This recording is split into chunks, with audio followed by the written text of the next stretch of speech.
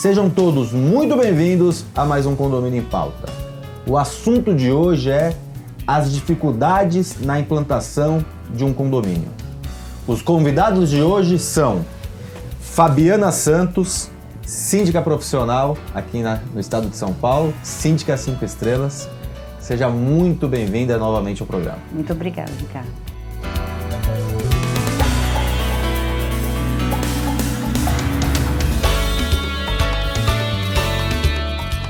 E Daniel Meneguin, síndico profissional aqui no estado de São Paulo. Seja também muito bem-vindo. Muito obrigado pelo convite.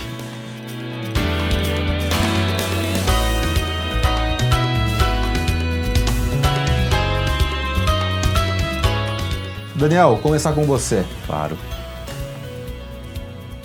Um condomínio do zero, ele necessita mais de trabalho, né? Porque ele não tem nada determinado. Você tem um trabalho inicial muito grande.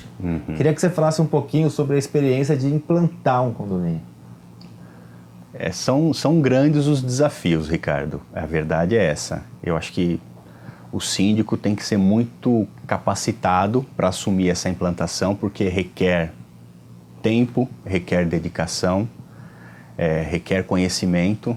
Então, assim, eu recomendo você conhecer a localização muito bem, acessos, acessibilidades, quantas portarias, quantas garagens, acessos à garagem, 2, 4, entender muito bem a convenção daquele condomínio, quantas unidades estão definitivamente comercializadas para saber o tamanho do seu público. Você vai ter 40% de ocupação, 70%, 50%. A partir daí você consegue criar inclusive um gráfico de crescimento. O que eu preciso implantar de imediato? A gente sabe das... Já começou, gostei disso, você começou com uma dica bem legal. Um condomínio em implantação, ele vai começar com zero de pessoas e ele vai criando... Ele vai crescendo.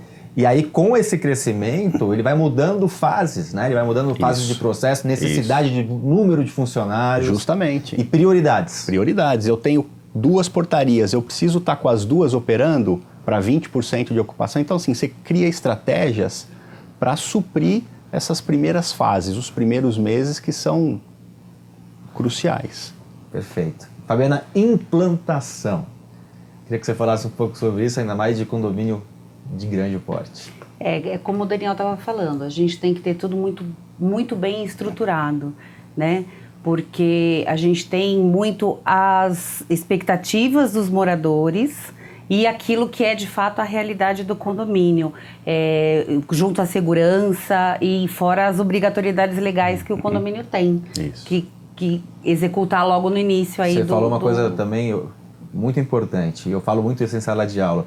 A expectativa, né? Sim. Ainda mais em condomínio clube. Ainda mais em condomínio clube. Que a expectativa é que a pessoa vai para o paraíso. Sim. E no início, principalmente nos primeiros meses, não é todo esse paraíso, né? Porque você tem uma série de processos que você tem que seguir. O condomínio tem caixa zero, né? Porque vai começar a iniciar as arrecadações.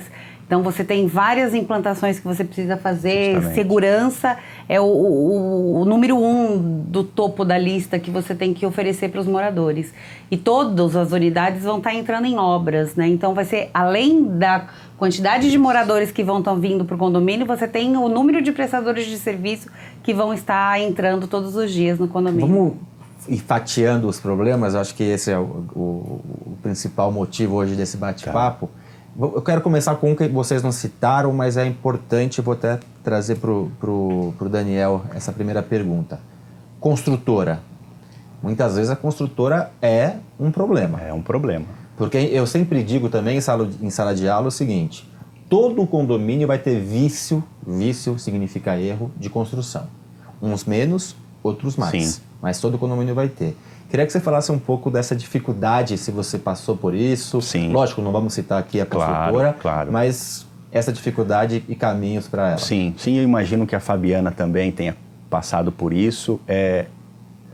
O síndico, ele tem que ser um articulador, ele tem que ter um canal de articulação além dos conhecimentos necessários, muito grande, porque assim, a Fabiana explicou, a expectativa é muito grande, as necessidades existem, então esse síndico, como todos nós, e você fala em sala de aula, temos que fazer política, e esse síndico tem que desenvolver a boa política. Perfeito. Estar muito bem amparado, e aí a gente sabe que existem profissionais que podem auxiliá-lo, se há dúvidas quanto à edificação, quanto às áreas entregues, o que consta no memorial descritivo, que procure ajuda de um profissional competente, um engenheiro, um arquiteto que possa te auxiliar com um laudo técnico. Perfeito que você falou, eu ia falar exatamente isso, e para você que está nos assistindo, são 2 dicas cruciais. A primeira é ter um laudo inicial. Exatamente. Para quê? Para você poder barganhar,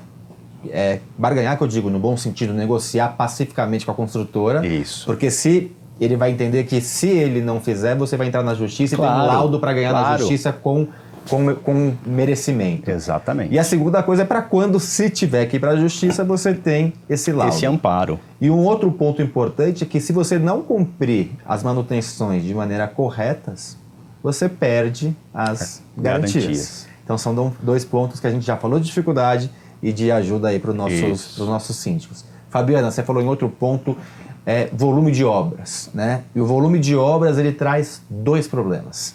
O primeiro 3, sujeira, né? Sim. O condomínio fica muito mais sujo. Condômino que está morando e em cima aquela obra que, mesmo durante o dia, às vezes é impossível ficar em casa, às vezes tem bebê no apartamento de baixo, começa esse tipo de problema. E o terceiro, insegurança.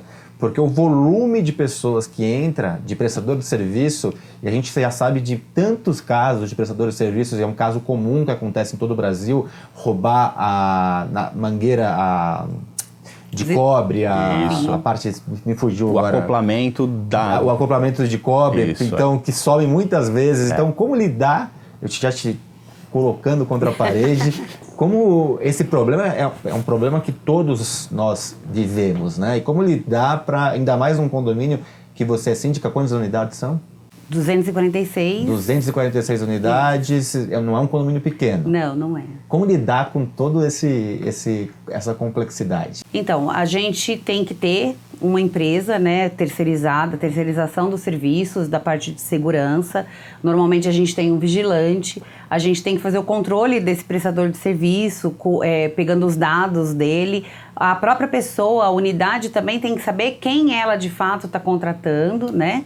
E a gente pode implantar nos condomínios a revista. O vigilante de uma empresa terceirizada, ele pode executar a revista em mochila, pedir para abrir, para estar verificando se esse prestador está levando ou não levando algum bem do condomínio.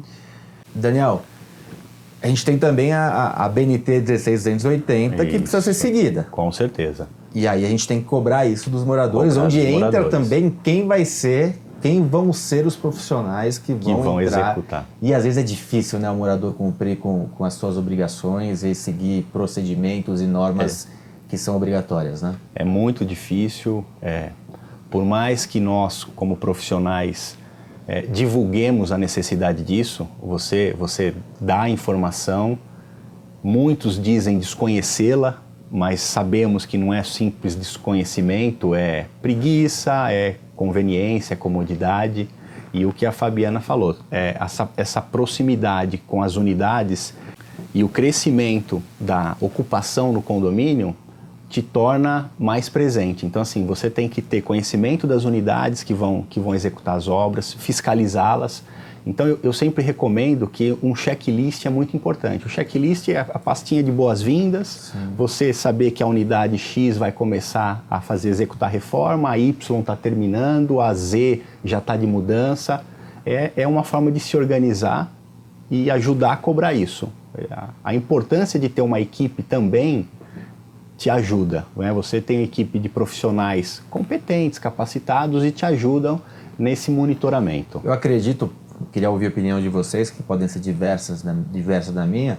Eu acredito que um bom zelador, supervisor, não importa o nome, ele é crucial nesse momento, né? Porque vocês não estão no condomínio o dia inteiro e você pode ter uma equipe terceirizada ou própria, mas é uma equipe que precisa de uma coordenação. Sim. E acho que eu sempre falo que não existe bom síndico sem bom zelador ou bom operacional, não importa gerente predial, não importa a denominação. A importância dessa figura, Fabiana? Sim, você precisa ter um bom gerente que vai dar o suporte para o síndico profissional, principalmente nessa fiscalização. Uma pessoa que esteja ali na frente do administrativo, como o Daniel comentou, esse manual de orientação de boas-vindas aos condôminos, que nesse manual você já informe quais são os documentos que ele vai precisar entregar para a reforma, quais são as primeiras providências que ele tem que tomar ao entrar na unidade, e a equipe, o gerente predial também conseguindo fiscalizar tudo isso. Você tem um mapa do condomínio, de quais as unidades que estão em obra, quais as unidades que já finalizaram a obra. Então isso tudo, esse controle todo é muito importante. Eu quero falar com vocês sobre comunicação. Eu quero falar com vocês também como adotar procedimentos para um condomínio. A gente fala desde de regulamento interno, regimento interno, até procedimentos de segurança. Eu quero falar muito da questão dos condôminos, né, que geram também problemas para a gestão, mas isso já é para ficar na cabeça de vocês. Vocês vão responder para mim no segundo bloco. A gente já volta. E você que está em casa terá essas respostas e muito mais na sexta-feira. Até lá!